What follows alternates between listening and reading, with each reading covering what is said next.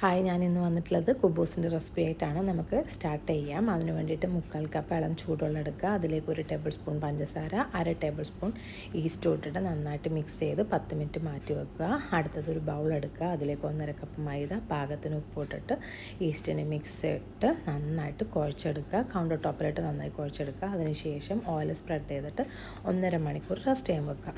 ഇത് 1.5 മണിക്കൂറിന് ശേഷം നമുക്കിത് ഓപ്പൺ ചെയ്യാം. നന്നായിട്ട് പൊങ്ങി വന്നിട്ടുണ്ട്. നമ്മൾ ഈസ്റ്റ് ഇട്ടില്ല, അതുകൊണ്ട് കേട്ടോ. ഇതൊന്നുകൂടെ നന്നായിട്ട് കൈവച്ച് കുഴച്ചെടുക്കുക. എന്നിട്ട് നമുക്കിത് ചപ്പാത്തി പോലെ ഉരുളകളാക്കി മാറ്റാം. 6 ഉരുള കിട്ടിയിട്ടുണ്ട്. ഇനി നമുക്കിത് പരത്തിയെടുക്കാം. അതിന് വേണ്ടിയിട്ട് കൗണ്ടർ ടോപ്പിൽ ഇച്ചിരി മൈദ ഇട്ട് കൊടുത്തു. എന്നിട്ട് കൈ വെച്ചിട്ട് ഇതുപോലെ ആദ്യം ഒന്ന് പരത്തിയെടുക്കുക. കുറച്ച് പരത്തിയതിന് ശേഷം നമുക്ക് ചപ്പാത്തി കോല് വെച്ചിട്ട് ഇതൊന്ന് പരത്തിയെടുക്കാം. നമ്മുടെ ചപ്പാത്തി ഉണ്ടാക്കുന്ന അത്രയും തിന്നായിട്ടുള്ള കേട്ടോ, കുറച്ചുകൂടെ തിക്ക് ആ ഒരു രൂപത്തിലാണ് പരത്തിയെടുക്കേണ്ടത്. ഇത് എല്ലാം പരത്തിയെടുത്തിട്ടുണ്ട്.